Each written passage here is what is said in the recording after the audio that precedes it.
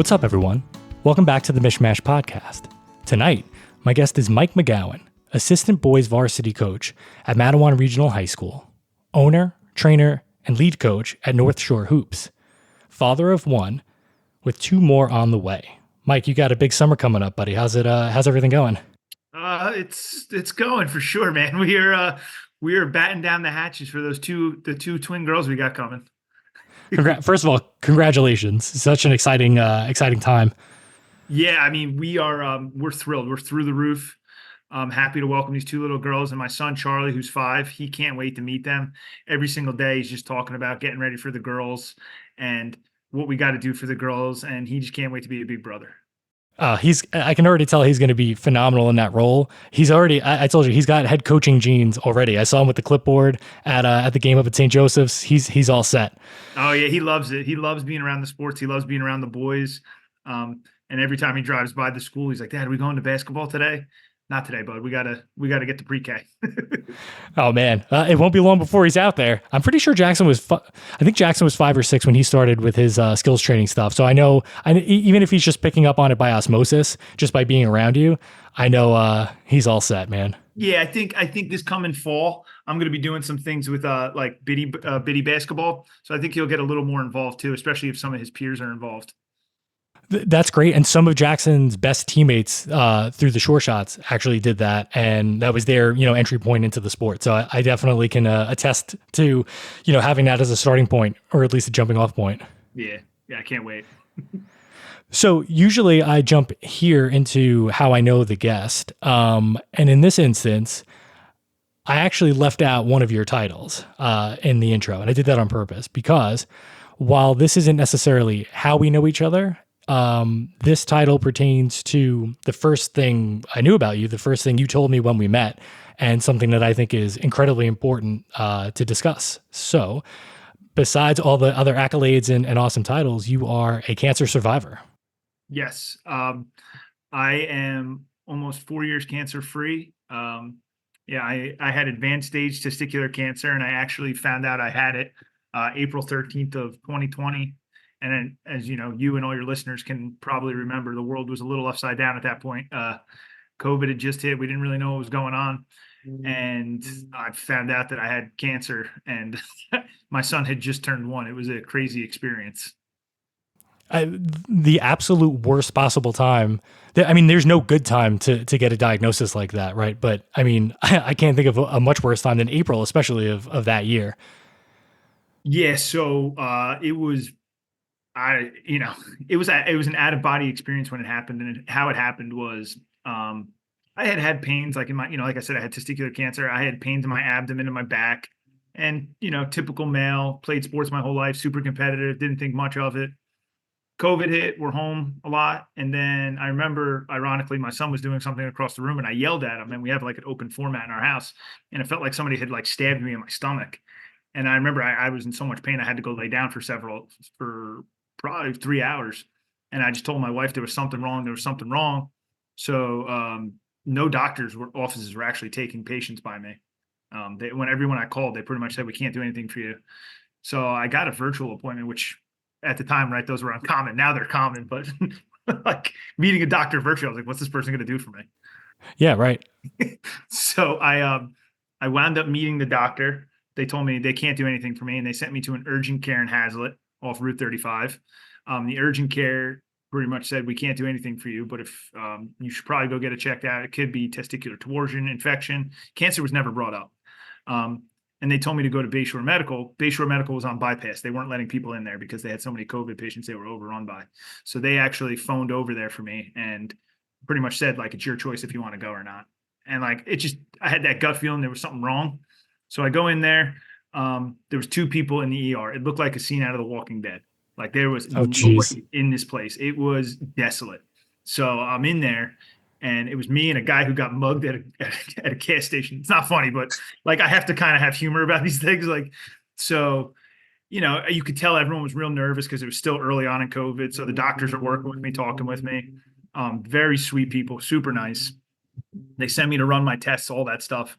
And I come back and I see the doctor and the nurses talking off to my left, as I'm like kind of sitting on the bed, and I can see the room change, right? I see people's faces change, and people went from like making eye contact with you, like, exchanging pleasantries. We're all trying to make sense of this chaos we're going through in the world. And you can tell something was wrong with those people. And I was like, oh, maybe it's the other guy. I don't know. Comes over to me and he's like, hey, just want to let you know, like, it's not testicular torsion. It's not any of those things. I'm like, oh, I had this huge relief. And he goes, I don't like, and he started stammering and he's like, I don't really know what to say or how to say this to you, but I think you have cancer. And this was on Saturday. Um, and I just like, I had pretty much had an out of body experience. I felt like I had levitated out of my body and I was not in that room anymore. I did not know what was going on. And I just looked at him. I said, how's that? I said, what? And it was so, I guess it was so serious. He made an appointment for me. The ER doctor called an oncologist and a urologist, I should say. And he's like, you got to go Monday, like first thing. So like, I remember I couldn't think straight for the next day and a half. And my appointment was first thing Monday morning. I walked in. They had all those COVID protocols, whatever, but I walked right in and I said, Mike McGowan. I didn't even sit in the waiting room. They're like, all right, go right back. So I went back there. I sat down with the doctor, and the doctor pretty much kept it real with me. He goes, you have the same cancer Lance Armstrong had. So I'm like, and like the first thing I said was like, how's that possible? Right? Like, why did this, like, I'm in perfectly great shape. I was in probably the best shape of my life because during COVID, we didn't really have much else to do. I was doing like 90 minutes of P90X and cardio, working out. My lawn was in great shape. I was just doing all physical activity all day because I didn't want to sit around. Right. So he told me that. And then 2 days later, I was in my first surgery to remove the initial tumor. And then, all I kept thinking about was my son had just turned 1. Like, I wanted to be there to see him turn 2. And I remember telling the doctor that day when he told me, I was like, I'm going to beat this shit. Like, fuck that. Sorry for cursing. But I was just, I didn't have any, like, I got into that fight or flight mode and I just chose to fight. So I set goals for myself. And it ironically, like, life puts you in different directions sometimes. And the first doctor I met was actually my mother's oncologist because my mom's a 2-time cancer survivor. Oh, wow. Yeah, and ironic, there's no correlation between my cancer and hers. We went through all the genetic testing, so it's kind of just crazy. It's really crazy. So yeah, that's wild. That oncologist actually didn't think it had spread to my lungs, and I took a second opinion just because, regardless of who I'm talking to, I always want other opinions. If I'm in a room full of people, I don't ever want to be the smartest person. I'm always looking for other people's input to add. And so I took a second opinion with Memorial Sloan Kettering in Manhattan. And upon that second opinion, they had noticed there was a spots in my lungs, which the initial doctor, I guess, overlooked, didn't see. I wasn't totally sure. But after sitting down with my wife and talking and going over all the results, we elected to go with Memorial Sloan Kettering. And they got me into my first lung surgery from there. And they had confirmed through that, like that biopsy, like, you definitely have cancer in your lungs. So it had spread up to my lungs through my lymphatic system. So that's how we knew it was kind of more advanced stage, when it starts spreading through the lymph node system. So I wound up having 2 lung surgeries. I had part of my left lung removed. I had what was called an RPLND as well, which they, not to be too graphic, they cut your whole stomach open, take all your lymph nodes out. And I had 4 months of chemotherapy where I was in it like 40 hours a week. And they would give me like 2 weeks off, and it kind of shaped who I am. Cause like, when you spend that much time by yourself and you're going through, like, you have to face your own mortality. It changes your life. And unfortunately I was in the hospital with people and they were dying near me. Right. I was in rooms next to people who were dying, and I saw their loved ones, hold their hands for the last time, kiss them for the last time. And all I could think about was getting home to my son who had just turned 1, my wife. And I at that point would give anything and do anything. And I told my doctors, I said, I'm going to leave no stone unturned. And it pushed me to get to where I was. After my lung surgery, I remember in the hospital, like I was in so much pain, but I knew that, motion and moving would help me. So I got up and I walked 3.5 miles a day after my lung was removed, and I was just hell bent on getting myself back. And at times I was probably pushing myself too much, but that was like the athlete in me and the competitor in me. And I took cancer as a challenge.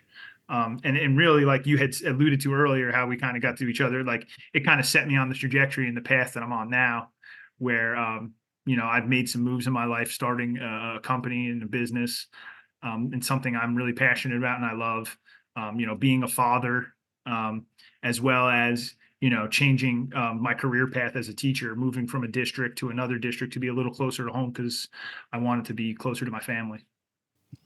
Yeah, and you've mentioned like being caught off guard by it. How old were you in 2020? I was 32. So I was 32 Right. years old. Right. I was in I was in tip top shape. And I now know that testicular cancer is one of the most common cancers among men, 15 to ages 35. And if caught early, it's almost 99% curable. But in people, a lot of times, males, we tend to overlook these things. And like me, I rationalized every reason why I had pain in that area.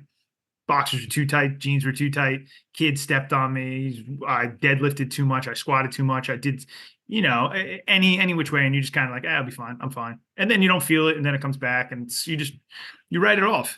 But since then, I've learned to listen to my body more, and I always get second opinions on things. I'm always searching for things. And, a really smart person once said something to me, and it was, not that maybe I need it. I don't know. But, if you don't humble yourself, life's going to do it for you. And, cancer was certainly a humbling experience when like I said, when you have to face that idea that you might not be here tomorrow, like, and it has made me realize that time is finite. Like we only have every single person, regardless of how much money you have or, all the resources you have, we have 24 hours in a day, 7 days a week, 365 days in a year. So like how I want to utilize that time is more important to me than the things that I want to do. And it really, it made me not afraid to fail because realistically, everyone's always fearful of failing. And I was on the other side where it's like, I almost didn't even have another opportunity to fail, right? Like I could have been gone from this earth. So doing stuff that I'm doing now, like maybe I fail, I don't know, but I'm not afraid to. And I know that I'm doing it with the right intentions.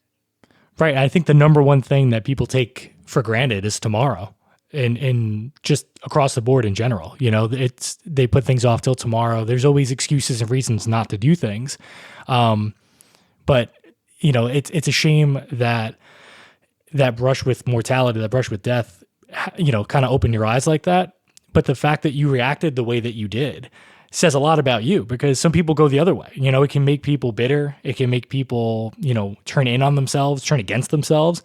And just from that initial conversation, when you first told me about all this, like I came away inspired because of your outlook, because it would be easy and justifiable to be angry at the world, to be angry at, everything. And it doesn't sound like you went that way. Did you go through maybe a dark period like that where you were struggling with that? Or was it pretty much like an instantaneous, like, all right, I'm going to fight. And once I get through it, it's a new leaf here. So ironically, I did have a period, but when I was going through it, I didn't allow that to happen. I shut that off. I put myself in a place where it was like, it was non-existent. Like, and I didn't want it to be existent in front of my family because I had to be strong for my wife. Like she could lose her husband, Charlie, my son, like that's daddy, and then, my mom, like I'm her only son, so like, I always told everyone I was fine, I was good. And, full disclosure, like there would be times where I would go in the shower and I would just cry by myself, or I would cry myself to sleep.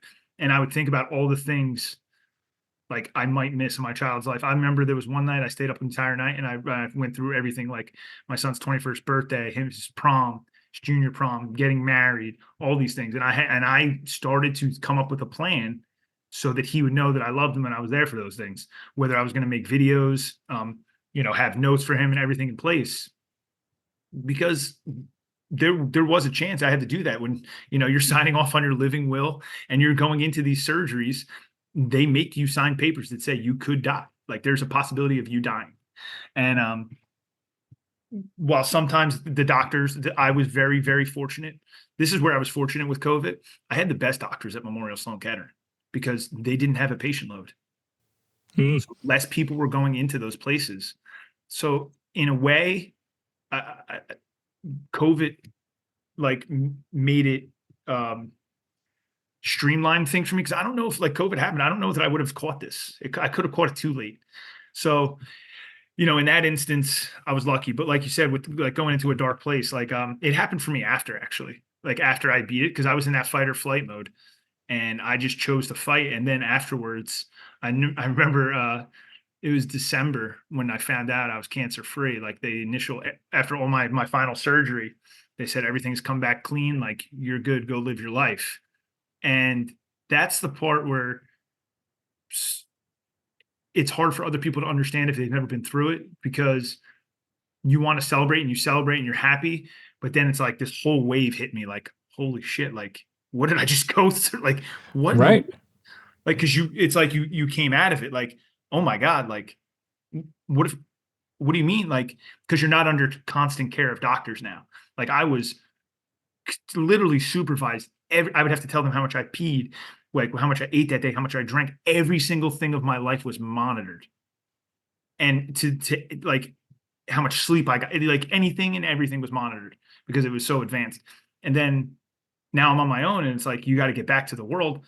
And I truthfully didn't know what was going on with COVID at that time because I was so shut off anyways, because I was so intense in my therapy. And then I get thrust back into this world, and I chose to go back to work probably sooner than I should have. And as you know, I'm an educator, so I was a teacher at the time, and I think I was riding high for like the first 2 weeks, and then like all of a sudden reality set in, and I felt really like sad driving to work some days, and I didn't really understand what was going on and why I felt that way, and then I started talking to some people and saying like what's going on with me, like talking to the doctors at Memorial Sloan Kettering, and they can offer you help, talking to therapists and stuff, and they pretty much said like you have like some post-traumatic stress stuff, like you shut some stuff off in your life, and what you went through was like it's pretty serious. And I don't know that I gave it that weight when I was going through it, because I was not that I took the arrogant approach, but I was like I just I'm gonna beat this. I'm gonna beat this. And when times came like where I had that emotional, overwhelming, I tucked myself away from everybody. So there was a time where I definitely went through a dark period, but that dark period also led me to like the brightest part of my life. And going through that, like I was like, I need to make changes in my life, and I needed to make real change, not just like say I was making change. Right. That started with, I got a different job, right? I went and I said, you know what, life's too short. Like where I was, I loved the person I worked with. I had a great co-teacher and everything, and I love the guy still to today. But for me personally, like driving to that place, I did the math, and over the course of my career, it would be over a year of my life driving to work. Right. So like that was one box that I needed to. I'm not doing that anymore, and so I got a job closer to home. And then I had always wanted to get into like the basketball space. And coaching, I was very fortunate. I've been on some good staffs, had some good players, have had a lot of success as an assistant coach, and I've had a lot of coaches who had brought me on their staff that have really given me the opportunity to spread my wings and do my own thing. And so I was like, you know what, I'm going to start my own thing, because like I have seen how people in the youth basketball landscape operates, and I think that I'm going to get into it for the right reason. So what we were talking about initially was there a dark space? Yes, there was 110% a dark space. It wasn't all, rainbows and, box office movies celebrating, walking 3 miles after the lung surgery, Rocky, top of the mountain. There was a down period, and it wasn't easy. And I had to talk to people, and I had to make some decisions, to be a little selfish and take care of myself, not only physically, but mentally. No. And I think I'm really appreciative of you sharing that specific aspect of it, because I think it's something a lot of people overlook, or it makes people uncomfortable to talk about. I might not have a health anecdote that I can share that it comes anywhere near yours. But for me, whenever we've had, and this is like a big thing, right? Trauma is trauma. You said that they sort of identified it as like a PTSD thing, right? And I know for me, when I've had traumatic instances, Tim had some health scares as a baby, and you, like you said, you go into like a fight or flight mode when something is happening and you're in it, because that's where your attention has to be. And I don't think it's just a guy thing, but knowing the two of us specifically, like we jump into action, it's all in, the mission has to get completed. But then when it is completed, it's almost like our brains, there's like a delay in terms of shifting back to normal, shifting back to reality. And Heather knows, like usually I'll be weirdly calmly, I will be weirdly calm through something that I should be like losing my head over. You know what I mean? Something like absurd, a break-in attempt at the house. I mean, I can give you those, I can give you a bunch of anecdotes for. And in the moment, I feel fine. There's no fear. There's nothing. But then a day or two, sometimes like a week or two later, all of a sudden it's like this tsunami wave just comes crashing down. And it's not like it was anything I did intentionally. I didn't, push it out. And I'm assuming you didn't either. I think you were probably just so locked in on the mission, on doing what you needed to do to survive, to beat it, that you didn't really give yourself that space to, address any of those things. Not that I think you could. I think that that's just kind of how some people are wired, and it sounds like you came out even ahead of the better, not just physically, but also mentally for having gone through that, including the struggle. Yeah, no, I agree. And it's exactly what you said. I went into all my surgeries by myself. Um, my wife wasn't allowed in the hospital. So I had to go into everything on my own, and you sit in the waiting room by yourself because it was during COVID. So you're sitting in these waiting rooms waiting to go into these major surgeries by yourself. So you don't really have anybody. You had your phone with you, but like I wasn't focusing on anything that was going on in there. And a couple of the nurses had said it to me. They go, "You are like ridiculously calm right now." Right. And I don't know, and I don't know how I got to that point. But I did. And then I remember there was times like afterwards, like you kind of have a little panic attack because shit kind of like hits the fan for you. You're like, oh my God, like what just happened? Like you're snapped back into reality, like you said, and there's a delay. There was, and for me, the delay was, after everything was said and done, like they told me I was cancer free in December. I went back to work, I think December, end of February, beginning of March. So I went back pretty fast because I had like Oh, my, wow. I had my lung surgery in October. And Oh, then, that is insanely fast. yeah, so I had my lung surgery in October. And then 2.5 weeks after my lung surgery, I went in for my RPLND where they cut my stomach open and took all my lymph nodes out. And it was to the point where like I was only, the surgeries were 2.5 weeks apart, but I was in the hospital after my lung surgery. So I didn't get discharged. I was like a week apart. Oh, And wow. the doctors gave me the okay because they said I was like strong. And realistically, they gave me the okay because of all the physical stuff I was doing. Like I was walking, and they said, honestly, like you're doing what's good. Like we're super impressed with you. Like you're way ahead of schedule, blah, blah, blah. And like for me, I was like pounding my chest. I'm like, yeah, fuck cancer. But Right. I didn't, at that point, I didn't know the emotional and mental toll it was taking on me. And that really didn't settle much until afterwards. And it wasn't like 2-3 months. Like it was a good year or so. Like it took me to kind of to get to where I'm at. And honestly, I would say probably over this summer and the beginning of in September, or like maybe last spring is when things really started to like settle in for me. Like I knew everything I had gone through and why I had went through it had brought me to this moment. Working closer to home and starting my business, and just seeing how everything was kind of coming full circle. There was a plan, right? And I didn't know what that plan was at the time, but I knew I wasn't going to be afraid to find it out. Whereas in previous times before cancer, I was kind of status quo. If I was in something and it was safe and I could kind of go there and just be turnkey, I was okay with it. And that was for who I was growing up. It was kind of out of the ordinary. I was always trying to push for more. And I think I just kind of got complacent, and, cancer kind of jolted me back into the new me.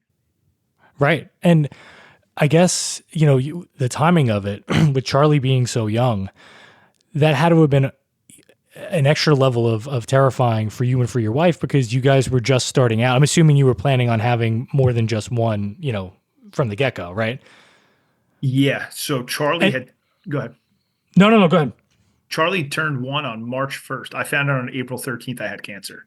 Oh, man. And because of COVID, we didn't even get to hit all the venues. Everybody canceled our part. Like we had all this whole day planned for him, this big day, and it all got canceled. So we celebrated at home. and we had always planned on having a bigger family, and cancer kind of threw a wrench into that. And that's kind of, a nice segue, because realistically, what I didn't get to yet, and I will, I was told I could never have kids again after cancer. And that's another thing. Like, the doctors, their job is to keep you alive, and they did their job, and they were very good at it. I am here talking to you. What they don't do is prepare you for the mental and physical toll it takes on you afterwards. And that was one of those gut punches for me, because how I found out I couldn't have kids again, all while I knew there was a possibility because of the chemotherapies and everything, because chemo just nuking your whole body, right? Right. So it's just getting rid of everything and anything, and it could, harm the reproductive system.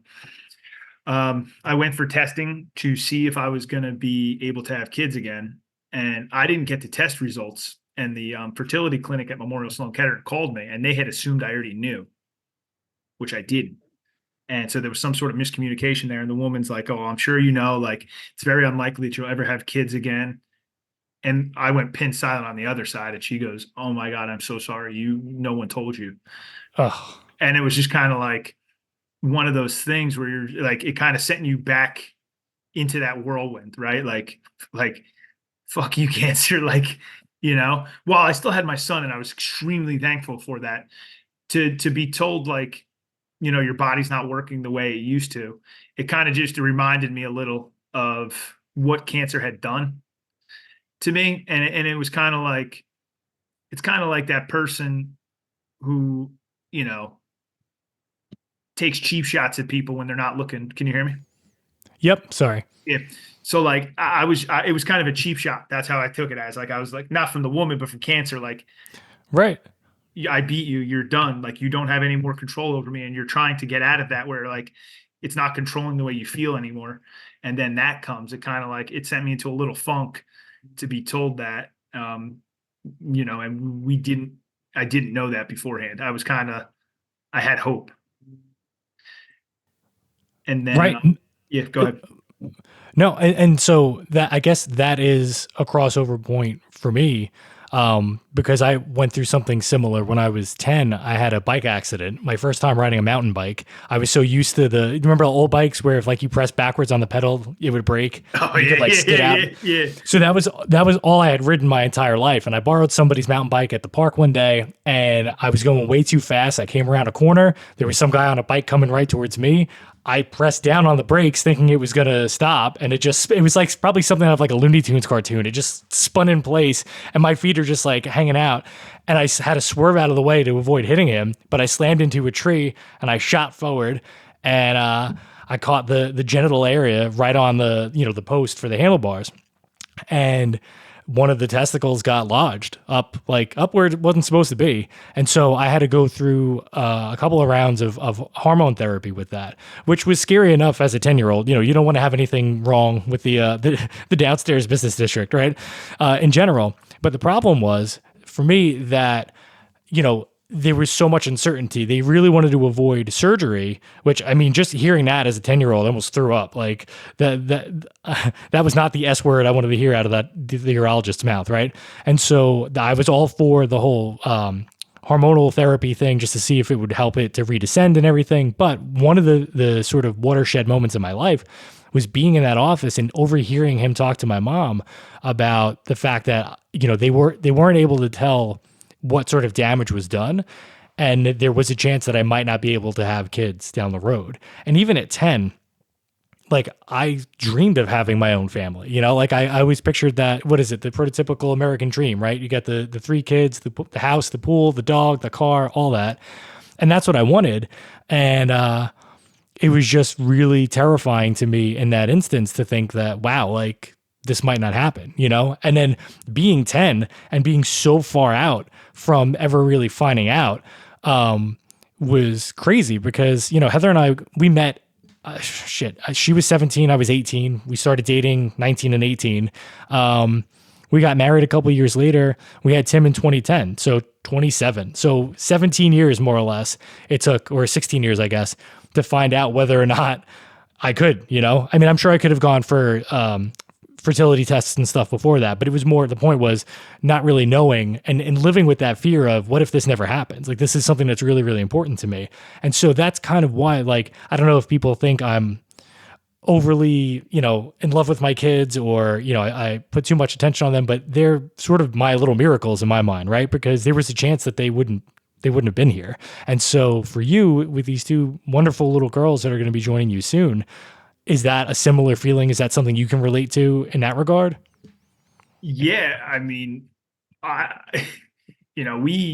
wife and I had definitely talked about having more kids, and, it was very difficult for us initially when it started, because we had met with people to try to help us, and there wasn't, at the end of the day, if your body's not working, it's not working. So I just started really focusing on, like, de-stressing myself, because at the end of the day, anyone who hears this, like, stress can kill your body. And every single one of us carry stress, and I think nowadays we carry more stress than ever before. So I started doing different things. I bought a cold plunge. I bought an at-home sauna. I bought an infrared sauna blanket. I was working out. I was doing all these things. And then next thing I know, I go for more tests again. They're like, oh my God, like, your numbers are going through the roof. So, like, when we jumped into this to have kids, it wasn't easy for us. It was very, very difficult for Megan and I. And we had some, unfortunate things happen. But now that we have these two little girls coming, I don't know that it's set in for me until I'm, like, going to be able to hold them, like, because I've had so much, and we've had so much, my wife and I have had so much like, trauma, that I'm not letting my hopes be, get too high too fast. Like, I need to hold these little girls to know that, I'm here. And the one thing, and I probably should have had said that after I had cancer. Part of the reason, like, we're like this right now is, after I had cancer, my mother-in-law was diagnosed with cancer. So, like, right after I found that I didn't have cancer, my mother-in-law, a month and a half later, was diagnosed with cancer, and we wound up losing her that following year. So, like, we had just had, like, loss, trauma, and so, like, it just kind of compiled for us. And right now, like, we're taking it day by day. The girls are healthy. It's awesome. Like, they're measuring in, like, the 80th percentile. Two twins. My poor wife. No. Wow. Oh man. Yeah. They're big girls. They're gonna play basketball. Hopefully, that's what I keep telling daddy's little ballers. I'll have a back court, front court, whatever. Guard and a forward. And but I think, it's all going to come full circle to me when they come here, because now I'm going to be so present in their life. And that was something I actually didn't have in my life. Like, my dad was not overly present in my life. My parents separated when I was 5. I saw my dad maybe every other weekend sometimes, depending if he was working or not.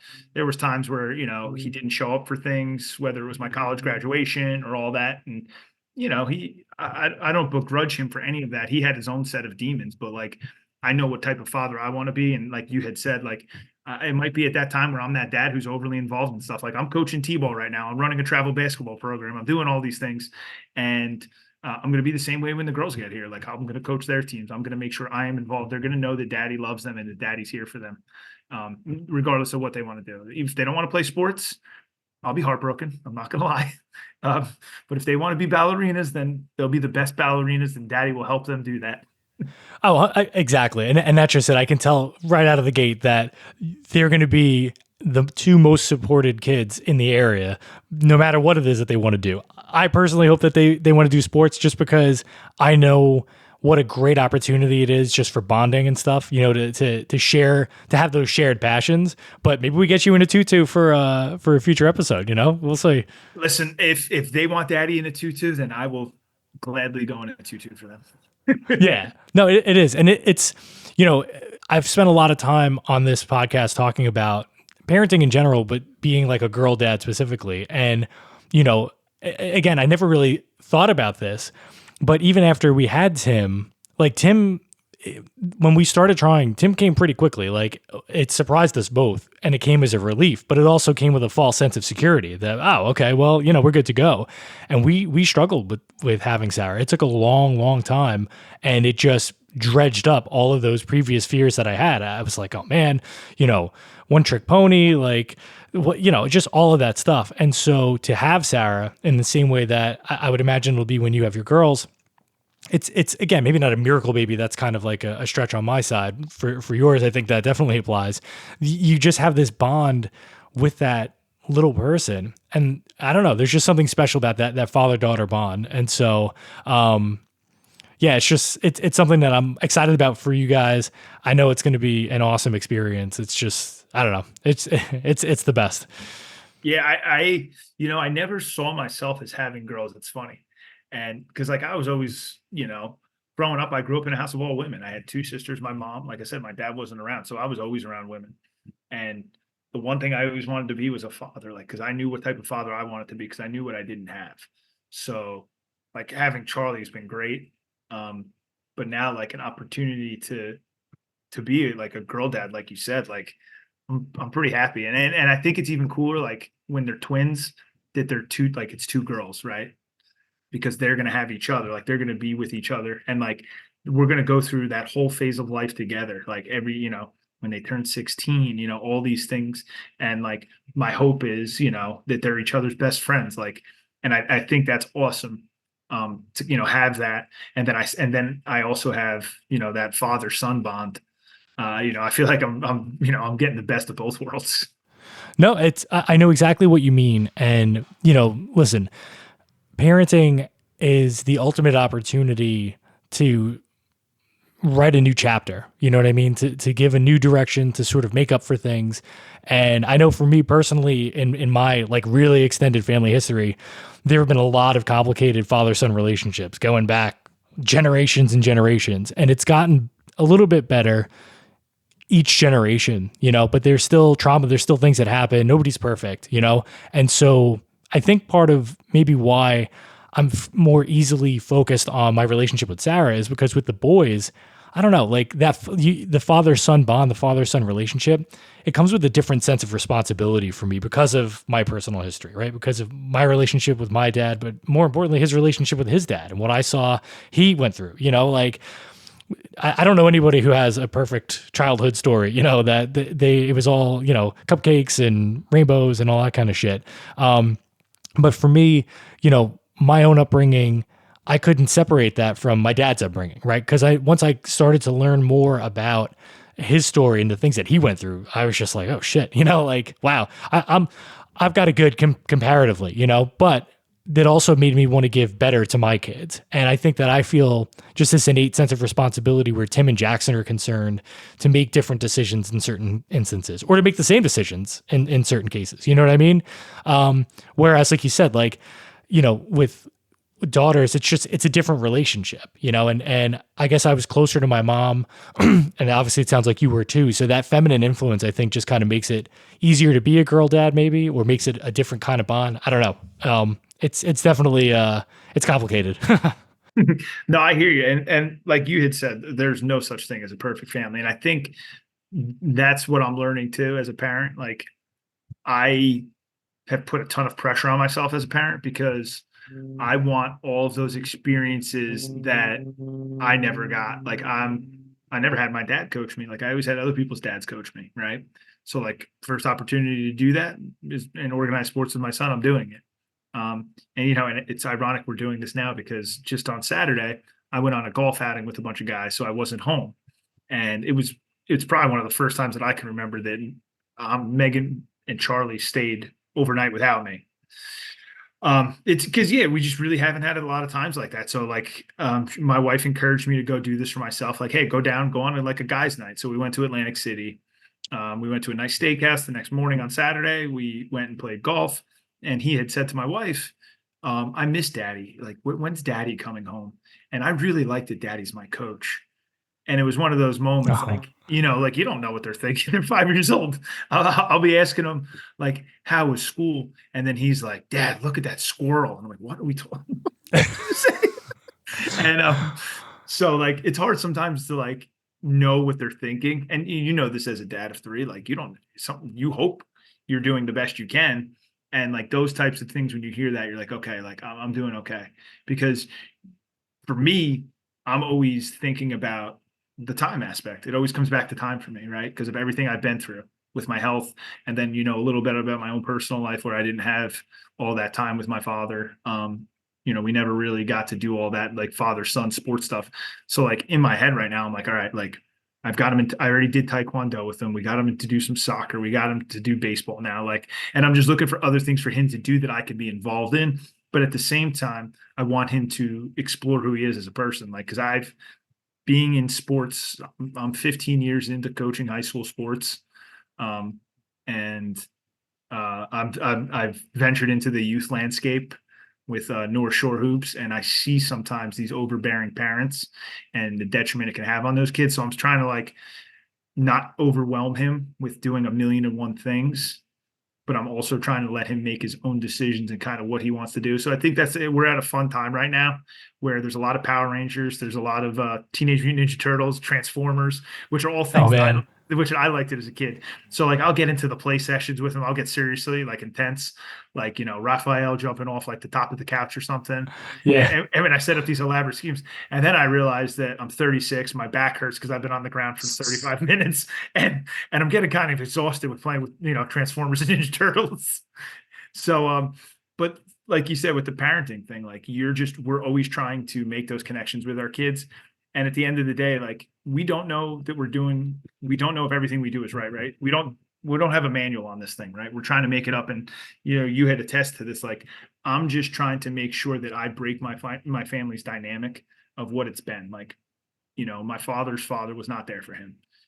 My dad was there as much as he could be for me. So honestly, like I know his background and I don't hold it against him anymore now that I'm older. I understand that he had some things going on. And that's probably why mine and his relationship was the way it was, right? That he wasn't always present and we didn't have like this, hey, I'm going to call you and talk type deal. Or, I like, we didn't say, I love you. Like those things didn't happen, but I know what I'm going to do now. And every day I tell my kid, I love him. I kiss him goodbye in the morning. I give him hugs and I make sure that we do stuff every day. And like I said, cancer changed my life. I get to pick my son up from school every single day.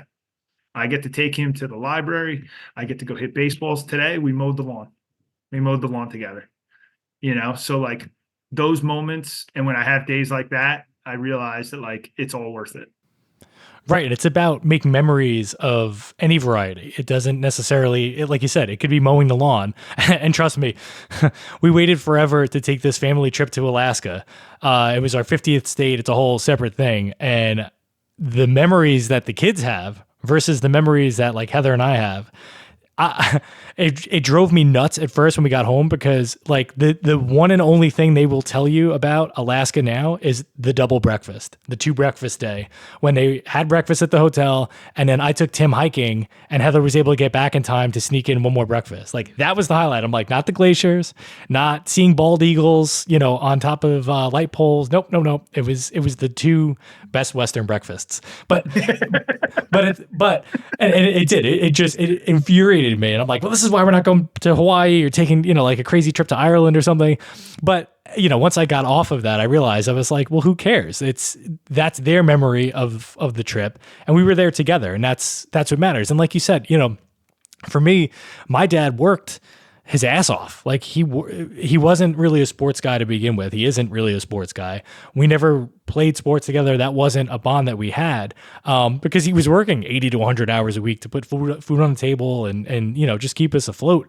But as I got to be a teenager, especially 14, that was when I really fell in love with basketball and really just ran with it. That was something that started to become a more prominent part of my life. And it wasn't until I had kids that I was like, well, I guess maybe just because I grew up in a non-sports household doesn't mean that I have to run a non-sports household. Maybe Tim will be interested in basketball or football or whatever. And so it's great. I guess that's the best aspect of parenting is being able to sort of share your passions with them, but also have them discover their own likes, and sharing in that too, that synergy. And just real quick, I can totally relate, by the way. So I was supposed to leave Heather. Tim was like 2 months old. I had tickets to see like Daughtry and Lifehouse or something out Long Island. And I remember like I paid the stupid toll to get off of Staten Island. And I got halfway there and I was like, I don't want to be away from him. You know, like this night, yeah, maybe it's a good show, but like I turned around and went home. And it took about a year or two before I was even comfortable with the idea of going away, you know, like an overnight thing without them. And funny enough, I think in total we did 3 trips, guys trips down to Atlantic City. I'm pretty sure it's 2024, right? So I think the NDAs, you know, I think the whatever the terms for any felonies or anything should probably have passed. I think we'll be okay. But those were some wild nights.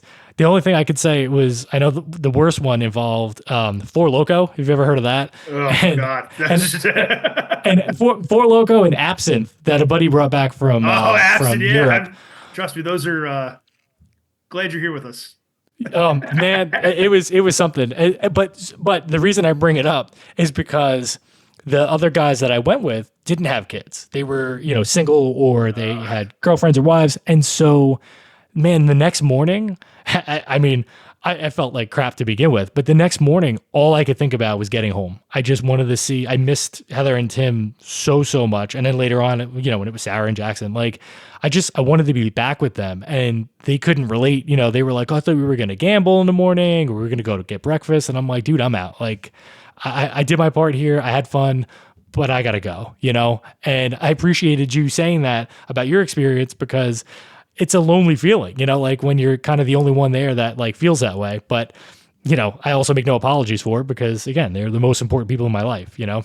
Yeah, no, as you shouldn't. And that's where like, I still have, you know, friends who don't understand that because they don't have kids, but then also like, I do have people who have kids, but you know, their kids, maybe they're not, as involved in their life with everything. Like, you know, I came home, all the people that I was on the trip with stayed Saturday, which they're all great parents. I'm not saying they're not, they're all fantastic, but I just wanted to get home to my family. Cause like one of my favorite things to do is to watch a movie in bed with my family. I think it's awesome. And we have a little dog. She cuddles with us. My son's in there and we literally just bought a new bed 2 weeks ago, extra king size bed for the two little girls, for the girls when they come. Cause like, those are moments that I like, those things I love, right? Because I never got that, like with my mom and dad and everybody together, like that's a family moment. And like you said, like you plan this huge vacation and you guys have all these memories and the kids, you know, they only remember certain things. And that's why like I had a similar experience. I never had one of those Jeeps growing up. You know, the Jeeps you drive around in. I always thought they were the coolest things. Same. So I bought my son one for Christmas. After I beat cancer, he was only 2. So I'm getting a little ahead of myself, buying him a Jeep one, right? And then it's all Bluetooth capability, everything. And I'm like, I am jonesing to have him get in this thing. So I set it up near the Christmas tree. I set it up the night before. I think it was miserable to put together. And I had I'm sure. Yeah, so I was like motherfucking the thing up and down. And then I have Bluetooth music playing on it. He comes down, he's scared shitless. He starts screaming and crying. Oh man. Yeah, like wouldn't go near the tree. We had to actually take it out of the house on Christmas Day so he would come open the other presents. Oh my God, that's funny. So like I was only like I wanted to give him something I never had monetarily, right? But realistically, all like you just need to give them your time and you and your attention. And you know, like there's you and I are both busy guys, and I'm sure other people who listen to this can relate to this. Like we are more busy now than we ever have been because it is so much easier and faster to do things that we take on more things, right? Because things are streamlined now. So like, you know, we can just do things way faster, even in your own house. Like, you know, when we were kids, like almost everyone's got a dishwasher now. Everyone's got microwaves. Everyone's got all these things. So like you could be doing 1,000 different things at once. We've got these Roomba vacuums that will vacuum now. So you can have your Roomba going. You can have the dishes going. You could be cooking something in the microwave air fryer. You have 5 different things going on. But you're not fully engaged in your child. And I find myself doing that sometimes. And then let's put in the smartphone and stuff, right? Or running a business or, you know, writing a book or something. Like there's always these other things. And I think it's important, even, you know, like you said, you went on that trip, but that was your time with the family. Whatever memory they took away from it, it's their memory, you know? Right. And it's funny, you had mentioned making that decision about changing jobs, right? because of the time expenditure and, how important it was to have that time back.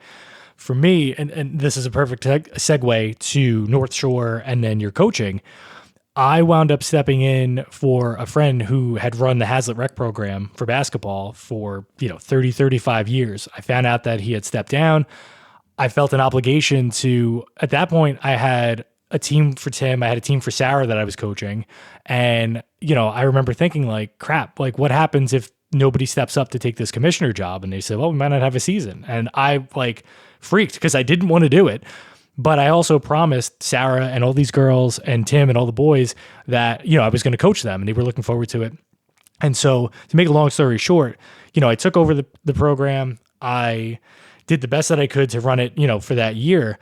I had an opportunity to coach each of my kids, which was something, again, I'll look back on forever, right, as a special experience. But it was so stressful and it was so unbelievably time consuming that it started to impact home life. I was irritable all the time. And, it was one of those things where I was glad that I stepped up, but then I needed to step back, And part of the problem was I didn't know how to give anything less than everything that I had to it, So I was answering text messages from parents and coaches at 7 a.m. and fielding phone calls till 10:30 at night, And that, to be fair, I hope that that level of care and that personal attention to detail came through and that people appreciated it, because that's something that I see in you, in the way you handle North Shore and the way you handle your skills training and everything. And so I have an immense amount of respect for you. I mean, for spin the wheel, you can pick whatever you want in terms of why I regard you as highly as I do. But for that in particular, number one, you stepped up and decided to offer this to these kids, right?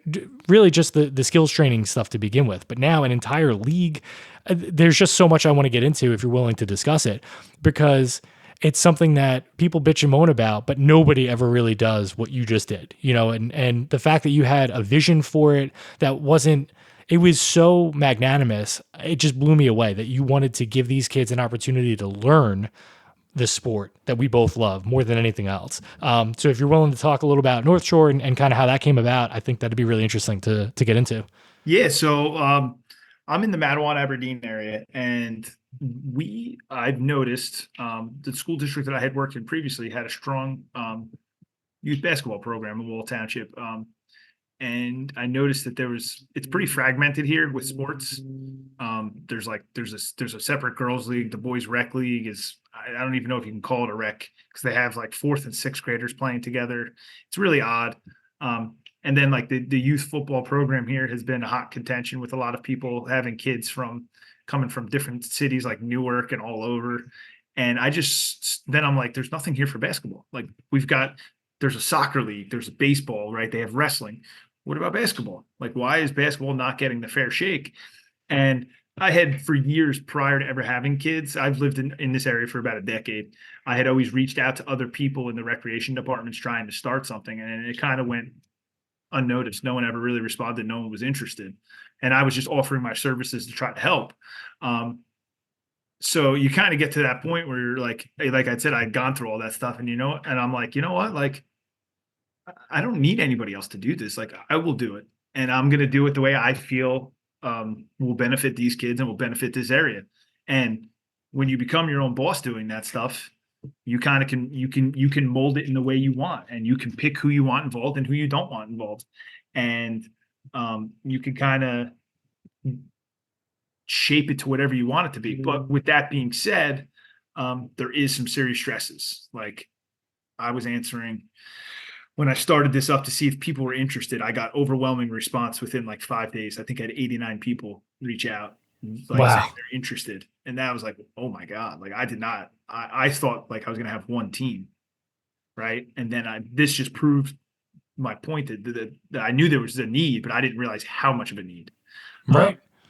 So I started doing it, and, that's when everybody who they themselves is unwilling to step up and do things starts to criticize and say things to you.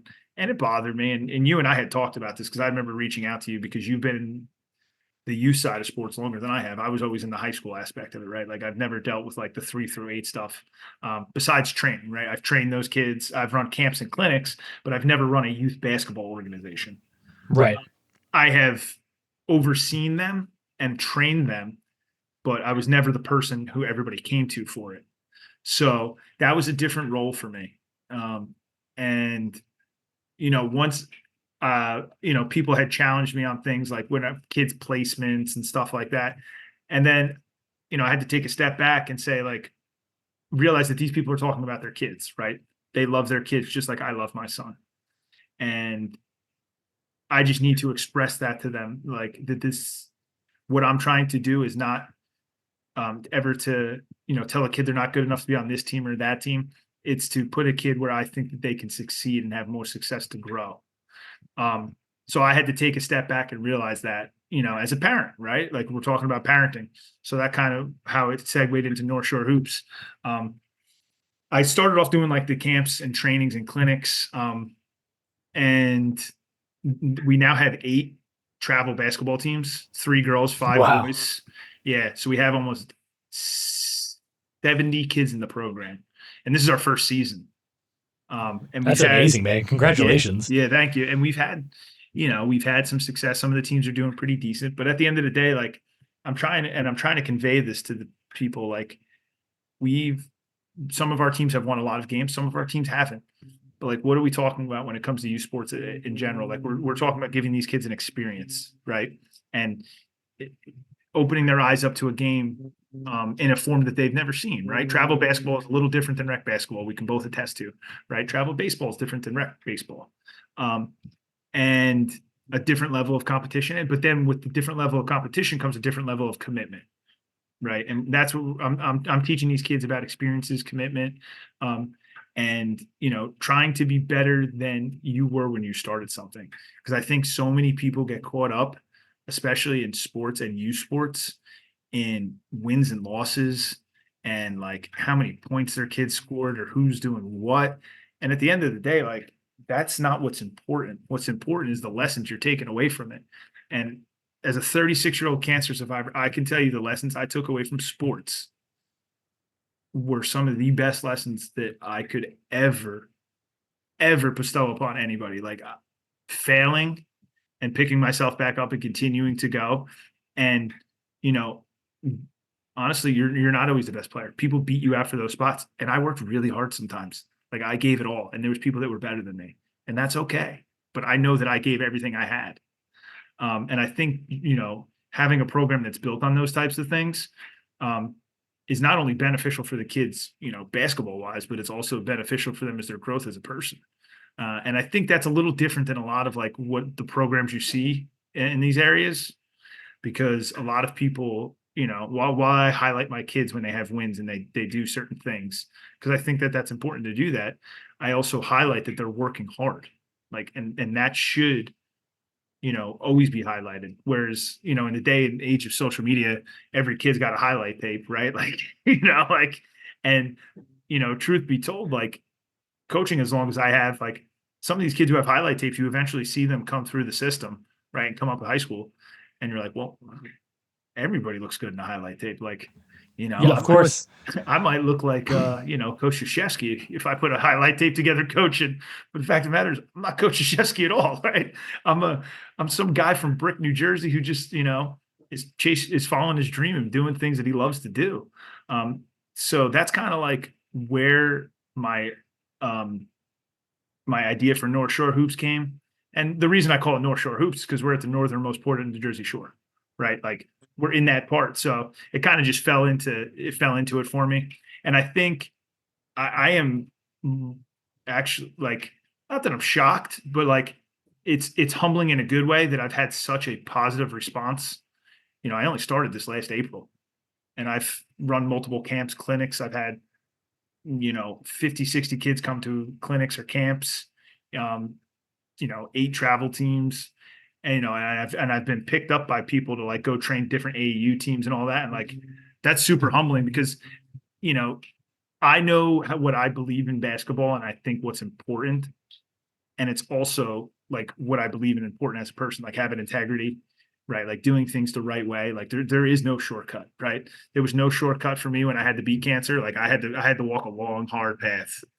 Um, and same thing when I was a player, I wasn't always the most skilled player. I wasn't always the most talented player, but I'd be damned if you outworked me. Right. And I think that kind of, I hope that shows through to people, right? Oh, Like, it 100% does. Yeah. No, go ahead.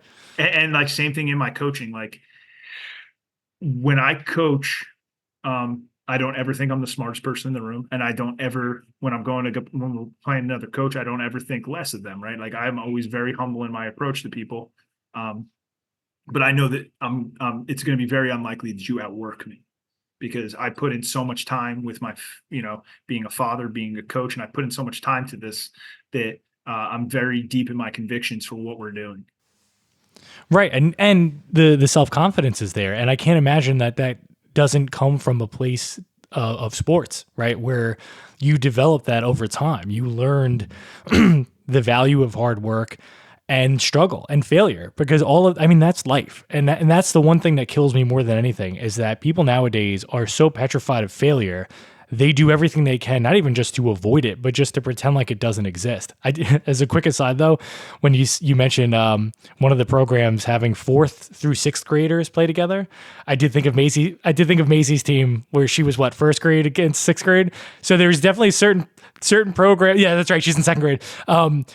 Certain programs up north that shall remain nameless that maybe take an even bigger, broad swath of student body there.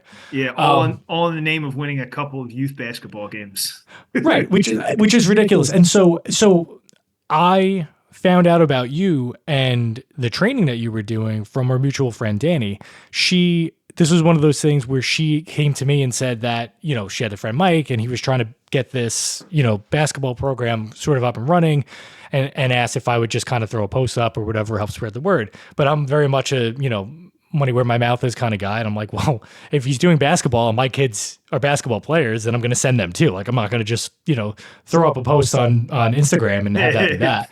And to that end, by the way, because you did mention social media earlier, I did want you to know, like, I love the content that you've been pumping out because of how supportive it is and realistic, right? Like you're championing your players and celebrating their successes, but also like the struggle too. And I think that's important. Like, I remember when one of the girls teams finally got their first win, it wasn't just, oh, they won a game. It was, hey, they've earned this. They've went through this really rough stretch and I'm proud of them, and I just thought that was a really cool sentiment to come from the guy at the top, because you obviously care about the kids and the teams and their successes and everything. But go ahead. No, like, and this because with your kids, right? They all, Sarah's she's playing with the Jersey Shore Elite, correct? Right. She just played this past weekend and Jackson's playing with the Shore Shots. So like those are higher level teams, for their age. And like, I've just seen programs only highlight kids when they're successes, which is great. There's nothing wrong with that. I totally see where that's coming from, but they didn't pick those kids up when they were struggling. And I've coached some of those kids and I've actually, I'm not going to name the player because I don't know if he would be comfortable with it, but I had a kid where I coached in my previous stint as a coach. And we wound up winning 2 sectional titles there, state sectional titles. And this kid blew up his junior and senior year. And the program he was playing for, who's going to name nameless, never paid him any mind, right? Like he was always on their 3rd team or 4th team, and they were never pumping out content about him. Now, all of a sudden, he bursts onto the scene his junior year in the Shore Conference for high school. He's all Shore, all Group 3, and they're pumping like our guy. Like, what do you mean your guy? Like, you didn't help develop him. Like, he did that on his own. Like, you guys just gave him a team and you stuck him in the back gym. And now all of a sudden he's your guy because it makes you and it look good and it fits your narrative. But you weren't there supporting him, saying like, hey, listen, he's really, he's improving. Or like you said, like those girls work their tails off. What, just because they're not McDonald's All-Americans and in the top 50 rankings or whatever people get, caught up in, like that should be commended.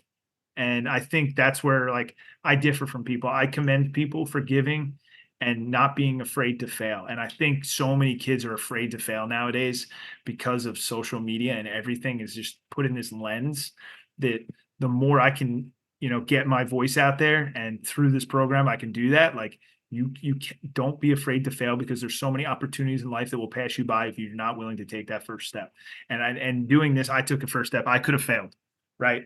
Like, this could have just flopped after 2 weeks, and I could have just been like, whatever. Like, realistically, like, when I was trying to get people to come to my trainings and stuff, no one knew who I was, because I had always, in my basketball career, stayed behind the scenes. And, when I was kind of moving into that next phase of my career to become a head coach, ironically, which I can tell you now, like, I was a finalist for some rather big jobs in the Shore Conference as a basketball coach, but I found out I had cancer. Oh, and it didn't affect.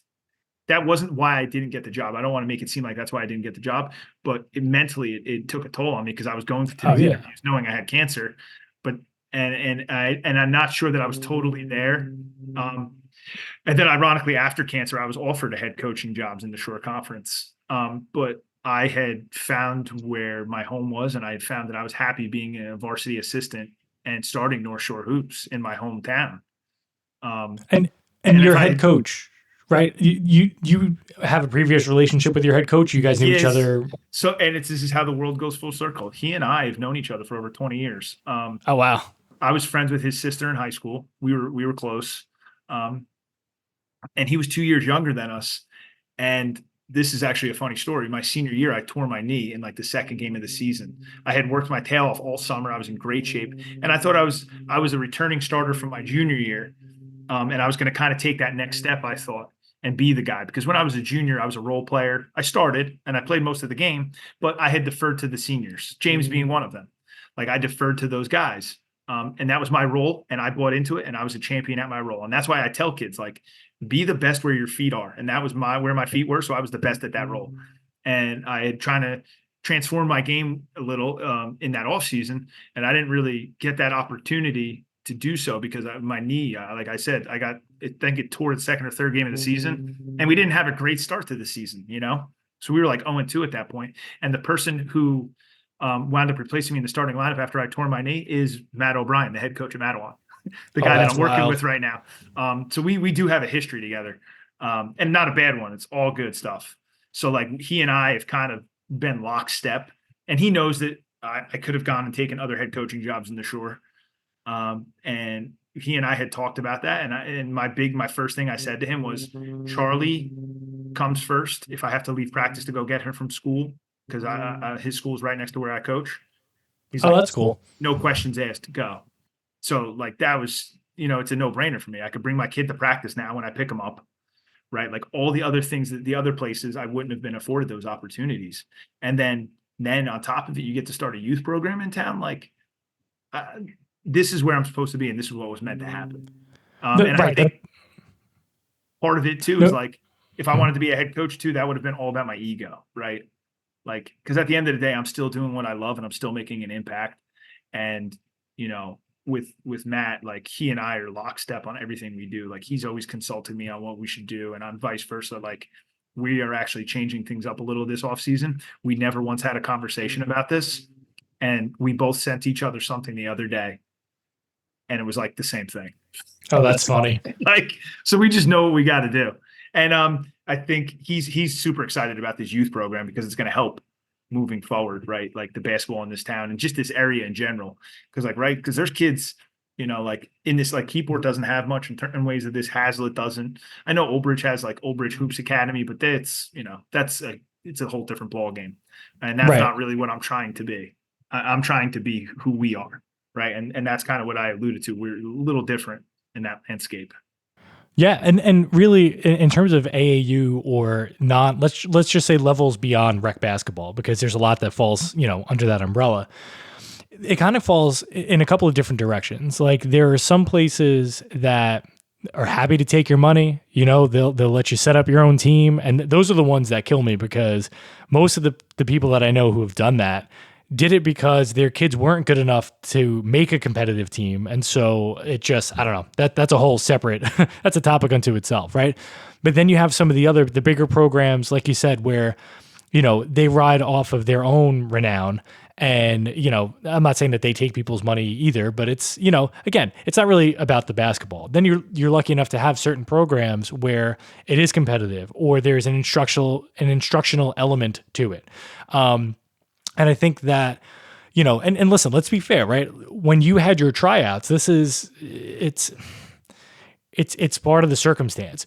If I remember correctly, when you were finally able to have the tryouts, it was after the tryouts for all the other major programs locally, right? And so Yeah, I think so. Just being objective, that affects the talent pool that's available because some of the better players, the A-team caliber players, if you want to think of it that way, have already signed off. They're already with other programs.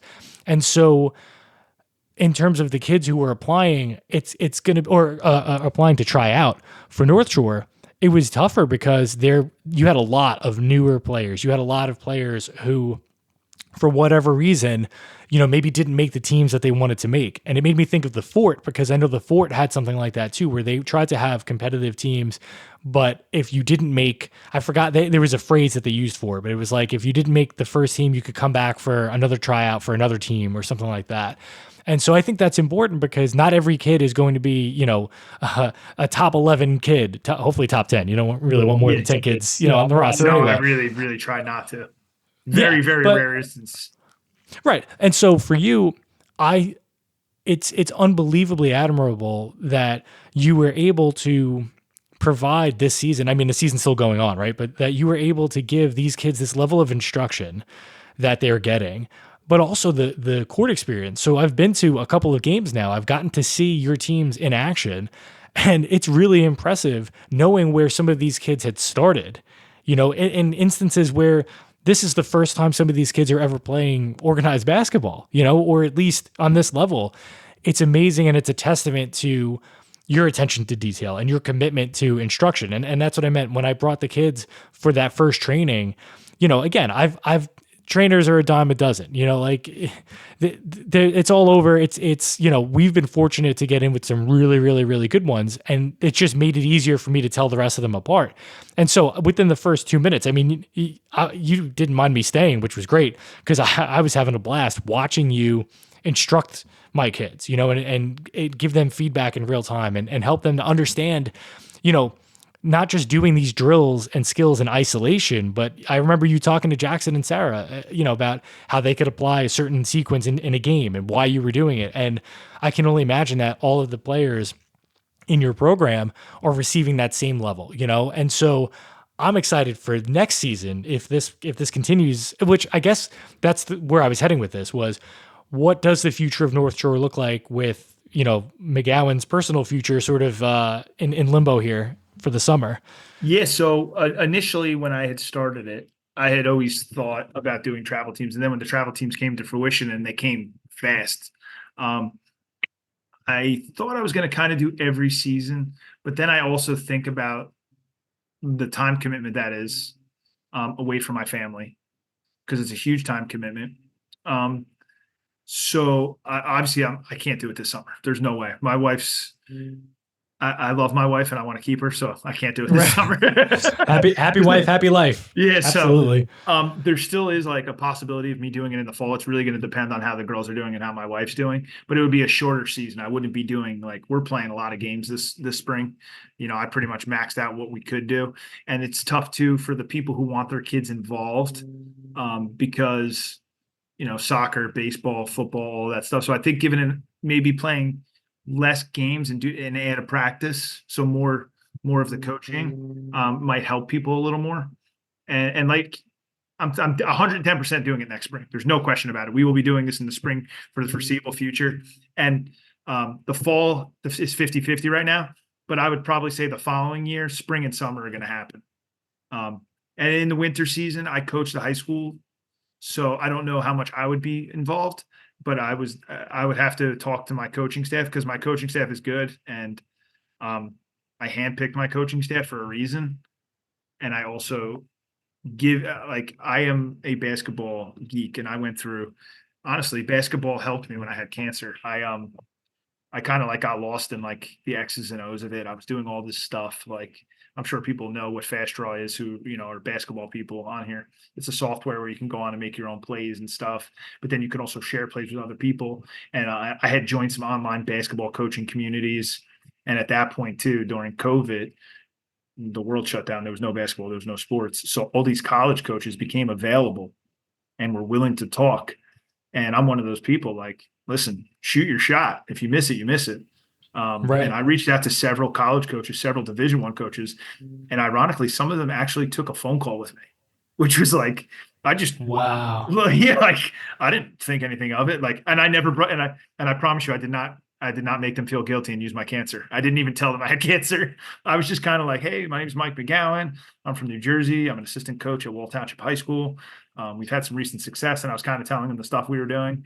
And a lot of these guys just love basketball, but they don't actually get to share it in that capacity because they're always doing the other stuff of recruiting and managing personalities. And I was shocked at how open some of these guys were. Like Josh Passner, like I got to talk to him. At the time, he was the Georgia Tech head coach. And then there was this guy, Doug Novak, who is an awesome person. Like I've got a lot of admiration for that guy. He was the interim head coach recently at Mississippi State for girls. He's had several different stints. He had a lot of success at Bethel at Division III. I know he was at VMI for a minute, Tulane. He was, I think he was actually associate head coach at Tulane. Like he's been involved in Division I programs. Like he's probably one of the better basketball minds I think that people have not heard of outside of like the basketball junkies. And this man spent well over an hour on the phone with me.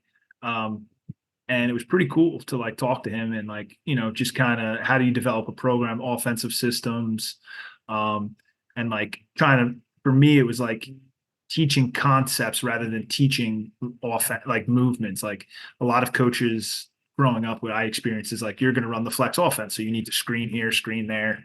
Like you became robotic.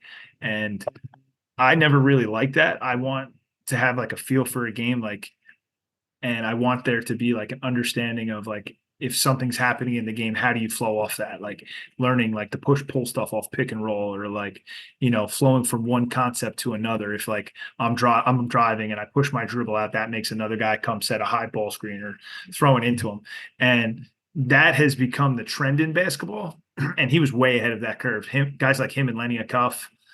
So those were guys that I was reaching out to. I wasn't reaching out to like the Mike Krzyzewskis of the world and stuff, because those guys have become like more like people managers at that point. I wanted to see the guys that were building programs and kind of like teaching this, what I call seamless offense and seamless, not even offense, seamless basketball, right? Because essentially basketball is played at 4 phases, right? Where defense, transition, offense, right? And you got to simplify, and that's how I see it. And I teach and talk to kids how I learn. Like I'm a simple person, and I'm not saying that in like a mean way, but like I learn by breaking things down into segments. So that's how I break the game down. Like I'll break it down like, hey, here's what we're going to do in transition offense. Here's what we're doing in transition defense. And I phase it out. And then same thing, like when we're teaching offensive concepts, like I'm always big into doing like short-sided game, giving advantages and showing kids through reps rather than sitting there and just talking. Because if you're not doing, you're not learning. And you saw that, like, I'm always explaining why we're doing that. Like, this is why this is here. This is why you're doing it. So in a game situation, here's how you can apply it. And then giving them as real, like, games-like approaches as possible. That's how I want my practices to be, games-like approach as possible. And I think that helps kids because you're also, while doing that, working on skills. Because at the end of the day, basketball is a skill game, but you also have to be able to conceptually see it. No, and that's the beauty of what you offer. Is it's the complete package, right? It's the instruction, it's your own knowledge. And as an insatiable lover of learning myself, like I so appreciate your perspective there, because to me, it's just such a waste. Like if you're not learning something every day, like there's just so much at our fingertips, like so much access to information and everything. But when it's something that we like really care passionately about, like basketball, I don't know. I just think it's cool to hear you say that, you took advantage of those opportunities, because a lot of people wouldn't. And in terms of, the Coach K's of the world and everybody, listen, a lot of those guys may be household names, right?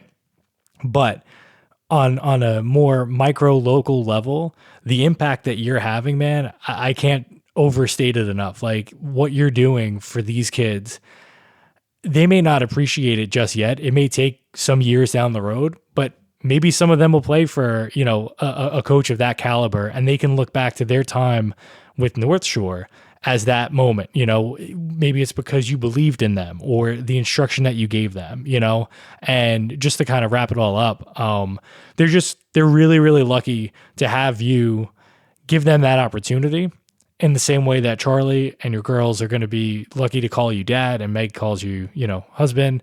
You're just a great guy. And I'm so grateful that you took the time to come and talk today on the podcast, because you inspire me every single time we talk. It doesn't matter what we're talking about. I always come away feeling better than I did when I walked in, and you give me that kick in the ass to go and get stuff done, because, you better than anybody knows life is too short, to sit around and wait for life to come to you, I guess. And so we really appreciate you. I can't wait to get the kids back into the gym. If they weren't on 5 different teams, you guys are busy, man. in the moment, we'll get it sorted out at some point. But I'm really looking forward to getting them back in for clinics, for workouts, for everything that we can, because it's top notch quality. And I'm so excited for you in terms of the outlook on the future, because if this is how it's starting, man, I can only imagine what it's going to be like in another year and a couple of years. And, you're just so well liked and respected, not just by me and my kids, but our mutual friends and pretty much anybody that I've met that knows you. So I just hope that you appreciate the impact that you have on people, in general, because it's massive, man. It really is. No, I appreciate it. Hearing stuff like that is very humbling. And it always makes you it makes you want to keep going, right? Because at the end of the day, like hearing that you're doing things and it's helping people in the way you want it to, makes you want to do it even more. And I really appreciate that. And I appreciate the platform, for doing this. This was a great experience. I would love to come back on if you'd have me at some point. We can talk about anything, Dude. And that's just it. I try to stress to people, like, it's funny. I'm always humbled when anybody's willing to come on, because this is a passion project for me. I'm a writer primarily, but I just love people. I love conversations, and, it comes down to conversational chemistry.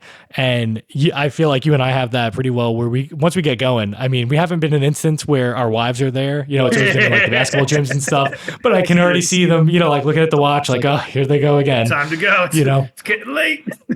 But no, dude, I can't wait to do another one of these. And we can definitely dive deeper into like the basketball rabbit hole. I wanted to go in a slightly different direction tonight, just to kind of give the intro to North Shore. And yeah, I can't wait to see I just can't wait to see the future for you, because I'm hoping the darkest stuff is behind you and you just got all this really great stuff lined up for the future, and you deserve it. Not because of what you went through, but just because of who you are and because of, just the way you live your life. It really is inspiring. And I hope that anybody that listened today, comes away feeling the same way that I do. I appreciate you so much, man. Thank you. I appreciate it. And thank you for having me. And I can't wait to do another one. We could do maybe like a 3-week out one after the twins are born.